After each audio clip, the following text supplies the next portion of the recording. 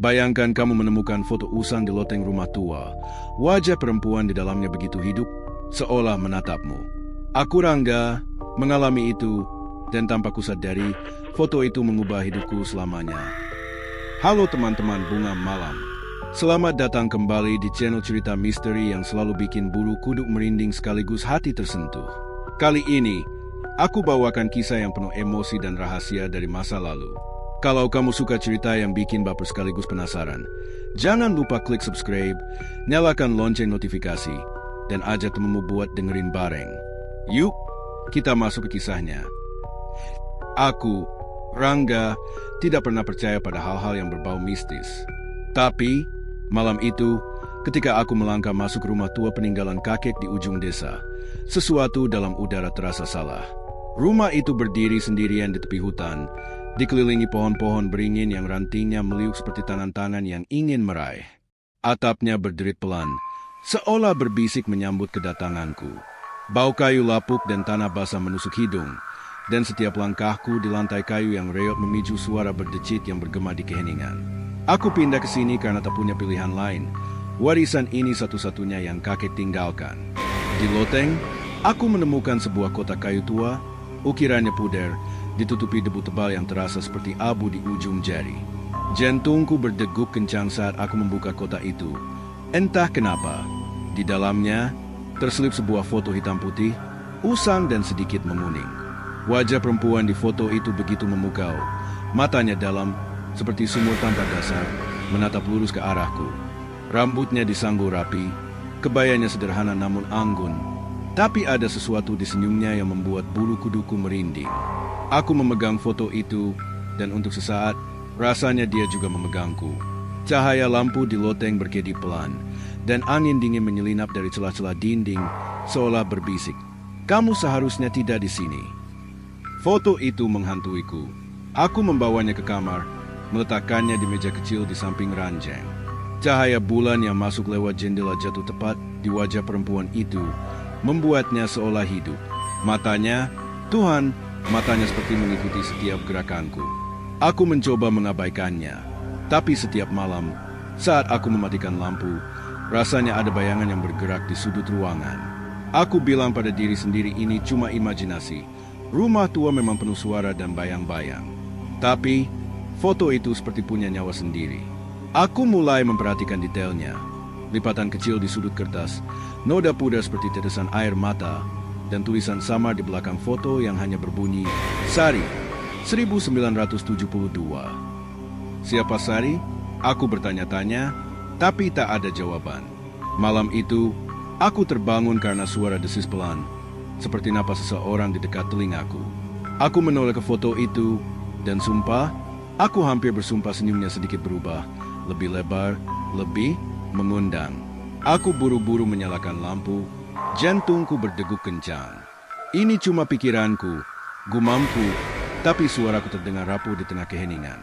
Aku memasukkan foto itu ke laci, berharap bisa melupakannya. Tapi malam itu, tidurku gelisah, penuh bayang-bayang yang tak bisa kujelaskan. Malam ketiga di rumah itu, mimpiku menjadi aneh. Aku berdiri di tengah sawah yang luas, kabut tipis melayang di udara, dan aroma tanah basah menyengat. Di kejauhan, ada sosok perempuan berdiri di bawah pohon beringin tua. Rambutnya tergerai oleh angin. Aku tahu itu dia, perempuan dari foto.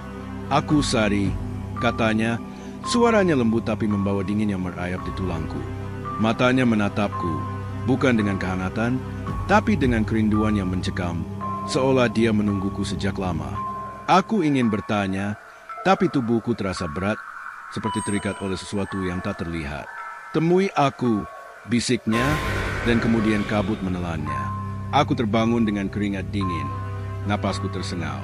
Cahaya pagi menyelinap lewat jendela, tapi ruangan terasa lebih gelap dari biasanya. Aku berlari ke laci, mengeluarkan foto itu. Wajah Sari masih sama, tapi ada sesuatu yang berbeda. Seperti dia tahu aku telah melihatnya dalam mimpi. Aku mencoba menertawakan diriku sendiri. "Rangga, kamu kebanyakan nonton film horor," kataku. Tapi suaraku gemetar. Di luar, burung-burung tiba-tiba berhenti berkicau, dan angin membawa suara desau yang terasa seperti tangisan jauh. Aku tak bisa lepas dari foto itu. Aku mulai mencari tahu soal rumah ini. Soal Sari. Aku pergi ke tetangga, Pak RT yang sudah tua, yang rumahnya tak jauh dari sini. Itu rumah tua, banyak cerita, katanya, matanya menyipit penuh rahasia. Dulu ada keluarga yang tinggal di sana, tapi entah kenapa mereka pergi tiba-tiba. Ada yang bilang ada sesuatu di loteng. Aku merinding, tapi aku tak ceritakan soal foto itu. Aku kembali ke rumah, dan malam itu, aku memutuskan untuk tidur dengan lampu menyala. Tapi, tengah malam, lampu itu mati sendiri.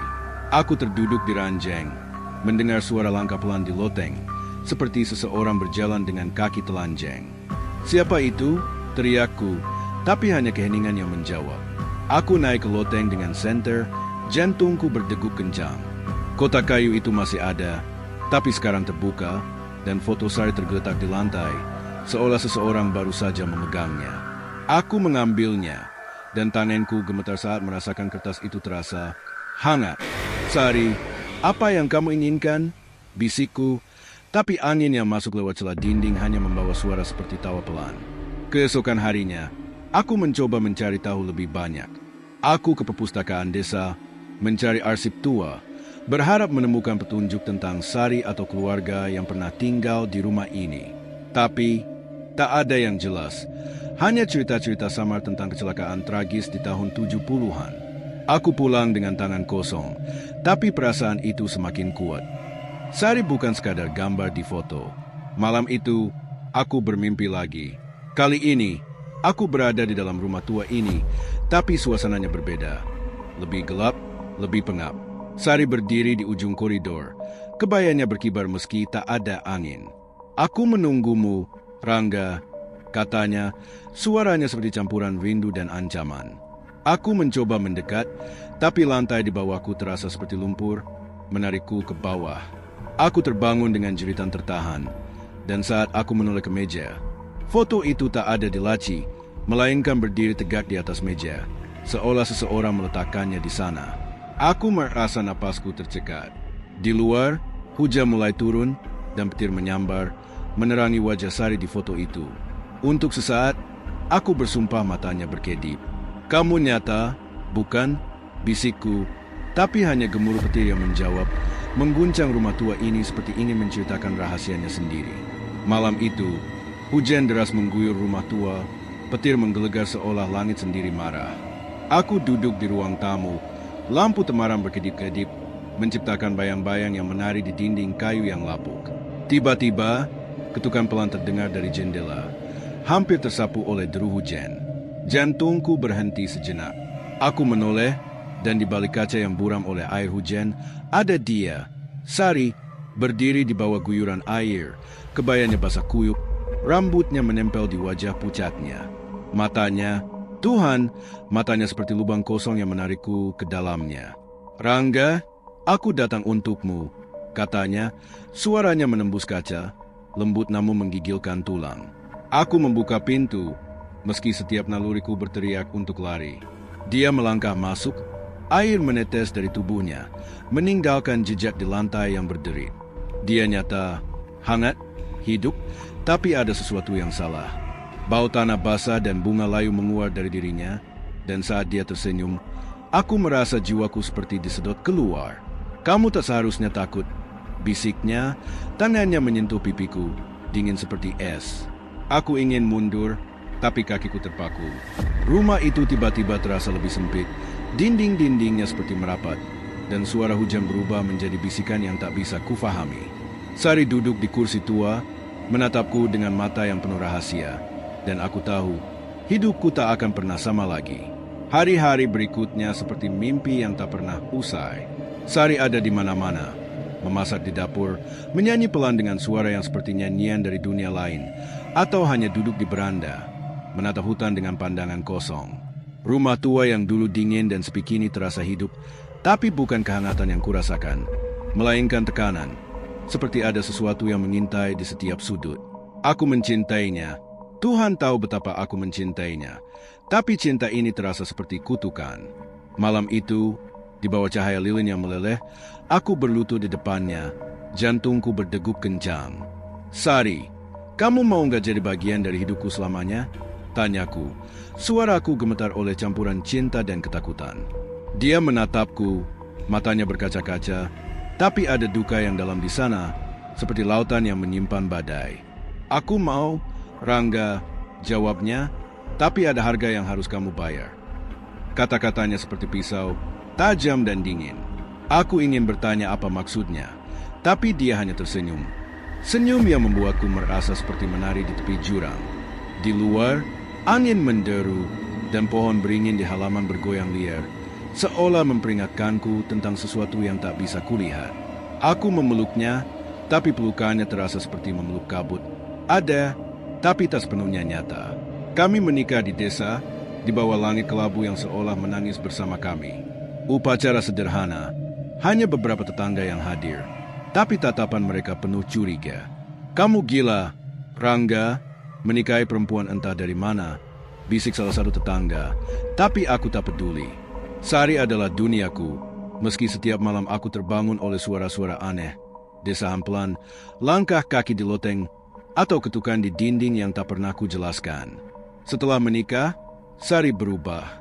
Dia sering duduk di depan cermin tua di kamar, menatap bayangannya sendiri.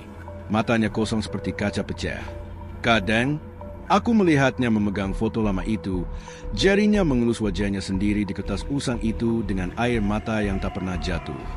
Sari, apa yang kamu lihat? Tanyaku suatu malam. Suaraku hampir tak terdengar di tengah keheningan yang mencekam. Dia menoleh, wajahnya pucat seperti mayat. Aku melihat akhir, katanya. Suaranya seperti angin yang membawa kematian. Aku ingin memeluknya, tapi dia menjauh. Dan untuk pertama kalinya, aku merasa dia bukan milikku, mungkin tak pernah. Di luar, burung hantu menjerit, dan rumah itu berderit, seolah setuju dengan kata-katanya. Malam itu, badai kembali datang, petir menyambar hingga menerangi wajah Sari yang semakin pucat. Kami duduk di ruang tamu, lilin di meja berkedip-kedip, seolah takut untuk tetap menyala. Aku tak tahan lagi dengan rahasia yang menggantung di antara kami. Sari, apa yang kamu sembunyikan? Tanyaku, suaraku pecah oleh frustrasi dan ketakutan. Dia menatapku, matanya seperti cermin yang memantulkan dosa-dosa yang tak pernah kuceritakan. Aku bukan dari dunia ini, Rangga, katanya. Suaranya rendah, hampir seperti doa. Aku terperangkap di foto itu, puluhan tahun, sampai cintamu membawaku keluar. Aku terdiam, tubuhku kaku. Dunia seolah berhenti berputar. Dia menceritakan kisahnya. Kecelakaan di tahun 1972. Jiwanya yang terikat pada foto oleh cinta yang tak selesai, dan bagaimana aku, tanpa sengaja, membebaskannya. Tapi kebebasan ini bukan milikku. Tambahnya, air matanya akhirnya jatuh, berkilau seperti kristal di bawah cahaya lilin. Aku ingin menyangkal, ingin bilang ini cuma mimpi buruk, tapi rumah itu tiba-tiba terasa lebih dingin, dan bayang-bayang di dinding bergerak sendiri, membentuk sosok-sosok yang tak kukenal. Aku mencintaimu, kataku, memegang tangannya yang kini terasa seperti salju. Dia hanya mengangguk, tapi matanya berkata bahwa cinta kami adalah tragedi yang sudah ditulis sejak lama. Hari-hari setelah pengakuan itu seperti berjalan di tepi pisau. Aku mencintai Sari, tapi setiap sentuhannya kini terasa seperti perpisahan. Dia semakin lemah, wajahnya semakin pucat, seolah jiwanya ditarik kembali ke tempat yang tak bisa kucapai. Malam itu, dia duduk di beranda, menatap hutan yang diselimuti kabut. Aku merasa alamku memanggil. Katanya, suaranya seperti daun yang jatuh di musim gugur. Aku marah, takut, dan hancur. Kamu nggak bisa ninggalin aku, Sari, teriakku. Suaraku bergema di rumah yang tiba-tiba terasa terlalu besar. Dia menoleh, matanya penuh air mata yang tak pernah jatuh. Aku tak punya pilihan, Rangga, bisiknya, dan untuk pertama kalinya, aku melihat ketakutan di wajahnya, bukan untuk dirinya, tapi untukku. Aku memeluknya, tapi pelukannya terasa seperti memeluk bayangan, dingin dan rapuh. Di luar, angin menderu, membawa suara seperti tangisan dari hutan, dan pohon beringin di halaman bergoyang liar, seolah memanggil Sari kembali. Aku tahu, jauh di dalam hati, bahwa aku sedang berperang dengan sesuatu yang lebih besar dari diriku, sesuatu yang tak akan kubiarkan mengambilnya tanpa perlawanan. Tapi, Di sudut ruangan, foto lama itu masih ada, menatapku dengan senyum yang kini terasa seperti ejekan. Hari-hari setelah pengakuan, Sari terasa seperti menapaki lorong gelap tanpa ujung. Rumah tua itu, yang dulu hanya berderit dan berbau kayu lapuk, kini seperti makhluk hidup yang bernapas bersama keputusasaanku.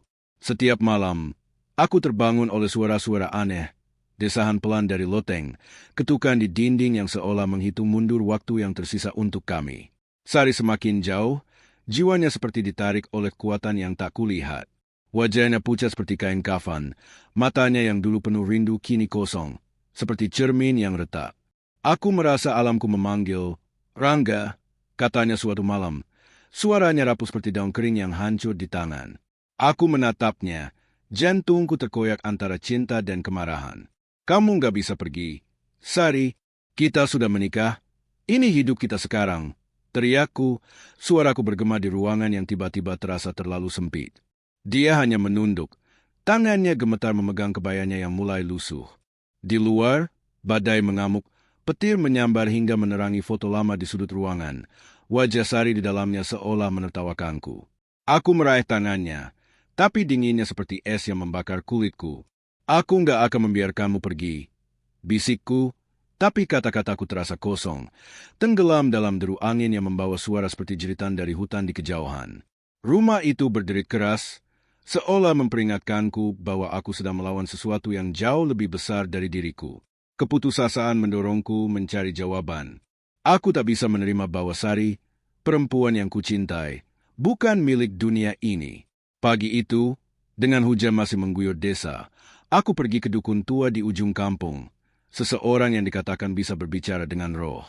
Rumahnya kecil, penuh asap kemenyan yang menyengat, dan matanya yang keruh menatapku seolah melihat rahasia yang terkubur dalam jiwaku.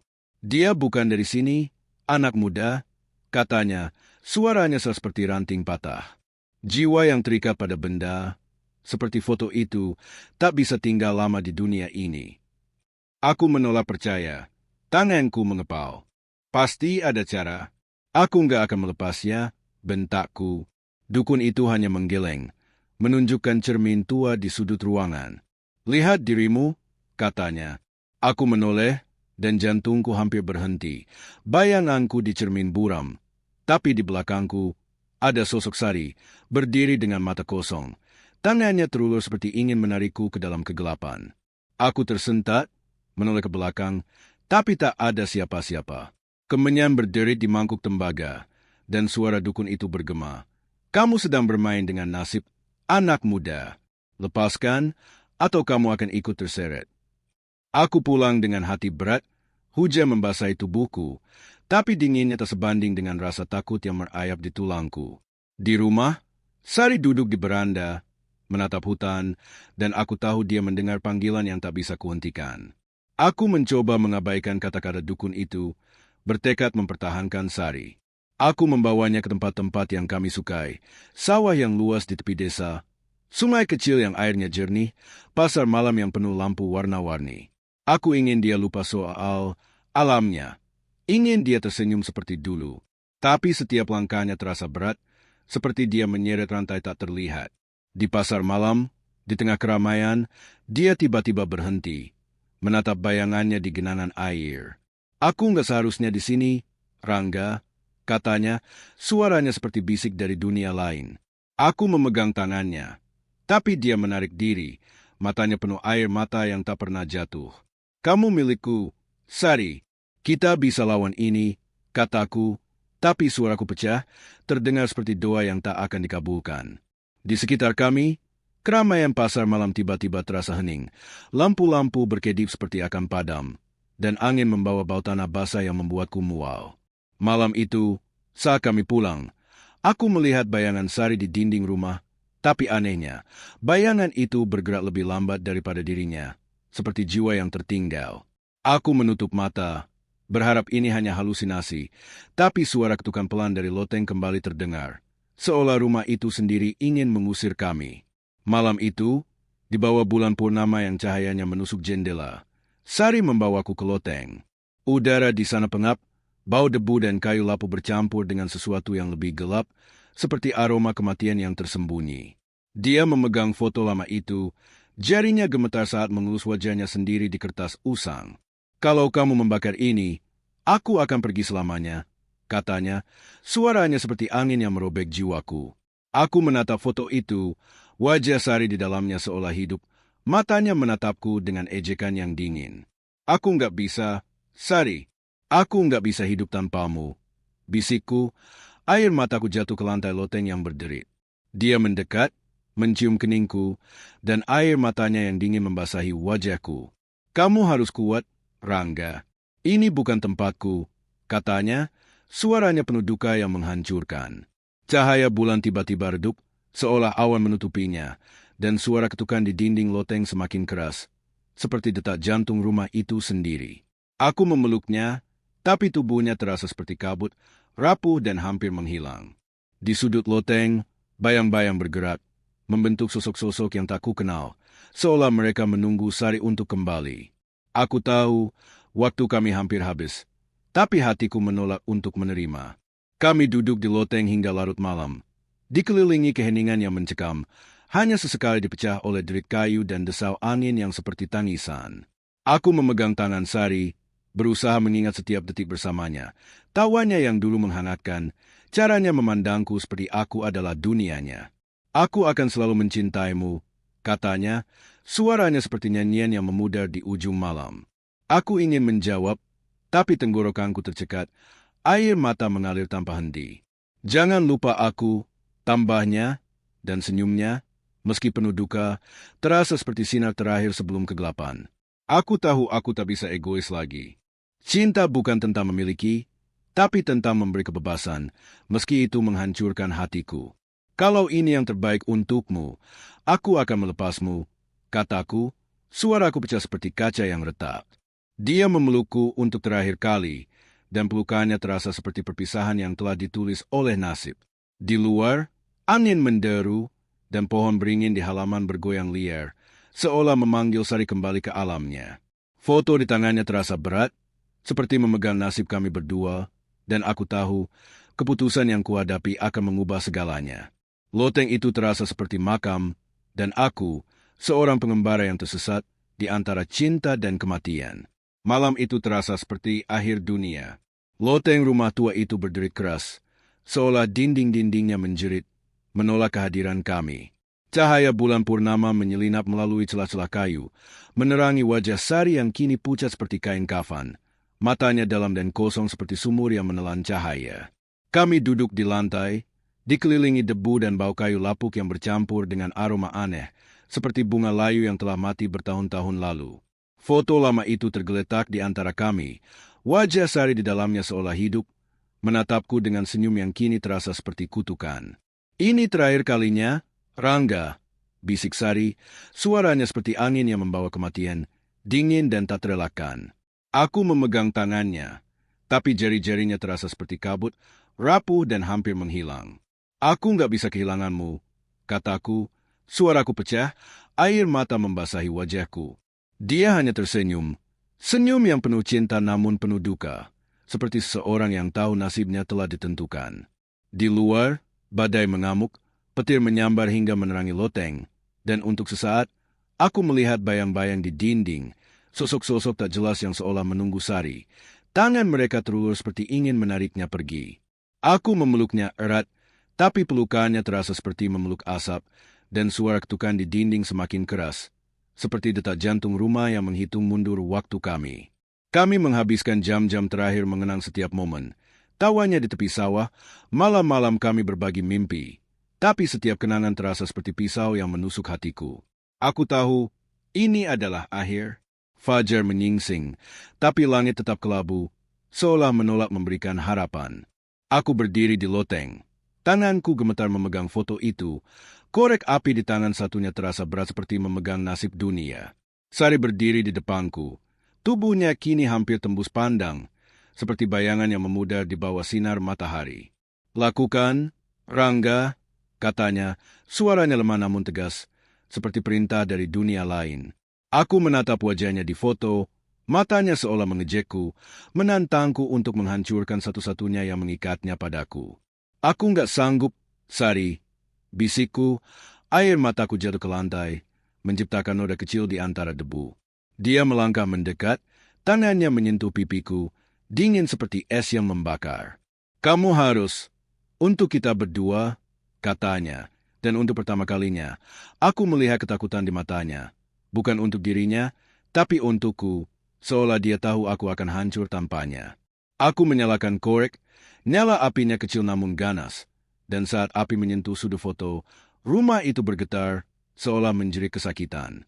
Sari memelukku untuk terakhir kali, tubuhnya memudar seperti asap, dan suaranya berbisik di telingaku, "Jangan lupa aku." Api melahap foto itu, wajah Sari di dalamnya terdistorsi, seperti jiwa yang meronta, dan tiba-tiba, udara menjadi berat, penuh dengan bau asap dan kematian. Saat foto itu menjadi abu, Sari menghilang, dan keheningan yang mencekam menyelimuti loteng, hanya dipecah oleh suara isaku yang memenuhi ruangan. Rumah tua itu kembali sepi, tapi keheningannya terasa seperti makam yang menelan semua harapanku. Setiap sudut ruangan masih menyimpan jejak Sari, bau samar bunga layu, kebaya lusuh yang tertinggal di kursi, dan kenangan yang seperti bayang-bayang yang menolak pergi. Aku berjalan dari kamar ke kamar, mencari sesuatu yang bisa membuktikan bahwa dia pernah ada. Tapi hanya debu dan kehampaan yang menyambutku. Malam-malam berikutnya, aku terbangun oleh mimpi yang sama. Sari berdiri di tepi sawah, menatapku dengan mata penuh rindu, tapi setiap kali aku mendekat, dia memudar, meninggalkanku dalam kegelapan. Aku menyimpan abu foto itu dalam kotak kayu tua, berharap itu bisa menahannya di dekatku, tapi setiap kali aku membukanya, angin seperti berbisik, membawa suara Sari yang memohon untuk dikenang. "Kamu masih di sini, kan?" Gumamku suatu malam, memegang kebaya yang dia tinggalkan, tapi hanya angin yang menjawab, menderu melalui celah-celah dinding. Rumah itu terasa seperti penjara, penuh bayang-bayang yang bergerak di sudut mata, seolah jiwa-jiwa lain dari masa lalu masih mengintai, menunggu giliran mereka untuk bicara. Aku belajar bahwa kehilangan bukan hanya tentang kepergian, tapi tentang luka yang terus berdarah, tak pernah sembuh sepenuhnya. Waktu berlalu, tapi rindu itu seperti bayangan yang mengikuti setiap langkahku. Aku mulai menjalani hidup dengan rutin, bekerja di kota, tapi setiap akhir pekan, aku kembali ke rumah tua itu, seolah ditarik oleh kekuatan yang tak bisa kuhindari. Aku sering berjalan ke sawah tempat Sari muncul dalam mimpiku, berdiri di bawah pohon beringin yang kini terasa lebih tua dan lebih menyeramkan. Angin di sana selalu membawa bisikan, "Aku di sini, Rangga," dan aku tersenyum pahit, tahu bahwa dia sudah di alam yang tak bisa kucapai. Suatu malam, saat hujan deras mengguyur desa, aku duduk di beranda, menatap hutan yang diselimuti kabut. Tiba-tiba, lampu di ruang tamu berkedip, dan untuk sesaat, aku melihat bayangan Sari di jendela. Wajahnya pucat namun tersenyum, seperti mengucapkan selamat tinggal yang terakhir. Aku berlari keluar, menerobos hujan, tapi hanya kegelapan yang menyambutku. Aku jatuh berlutut di tanah basah, menangis. Tapi entah kenapa, hatiku terasa lebih ringan. Aku tahu dia baik-baik saja di alamnya, dan mungkin, dalam caranya sendiri, dia masih mencintaiku. Pohon beringin di kejauhan bergoyang pelan, seolah mengangguk, dan suara angin seperti nyanyian yang membawa kedamaian, meski penuh duka. Kisah ini adalah luka yang akan selalu kukenang, sebuah pelajaran bahwa cinta sejati kadang berarti melepas, meski itu menghancurkan hati. Aku kini hidup dengan damai, meski rindu pada Sari seperti bayang-bayang yang tak pernah pergi. Rumah tua itu masih berdiri, tapi kini terasa lebih tenang, seolah jiwa-jiwa yang pernah menghuninya telah menemukan kedamaian. Setiap malam, aku menatap langit, berharap Sari melihatku dari alamnya, tersenyum seperti dulu. Kisah ini bukan hanya tentang cinta, tapi tentang keberanian menghadapi kehilangan, tentang menerima bahwa ada hal-hal yang tak bisa kita genggam selamanya. Di luar, hujan berhenti, tapi angin masih berbisik, dan aku tahu, di suatu tempat, Sari masih ada, menjaga kenangan kami dalam keheningan abadi. Teman-teman Bunga Malam, kisah Rangga dan Sari ini adalah perjalanan cinta yang penuh misteri, duka, dan pelajaran berharga tentang melepas orang yang kita sayangi. Di balik setiap foto tua, mungkin ada rahasia yang menunggu untuk diceritakan. Kalau kalian merinding sekaligus baper dengan cerita ini, jangan lupa klik like, share ke teman-teman kalian, dan subscribe channel Bunga Malam biar nggak ketinggalan kisah-kisah seru lainnya. Nyalakan lonceng notifikasi. Ya, karena malam selalu menyimpan cerita yang bikin hati bergetar. Sampai jumpa di video berikutnya. Dan hati-hati kalau kalian nemuin foto lama di rumah tua.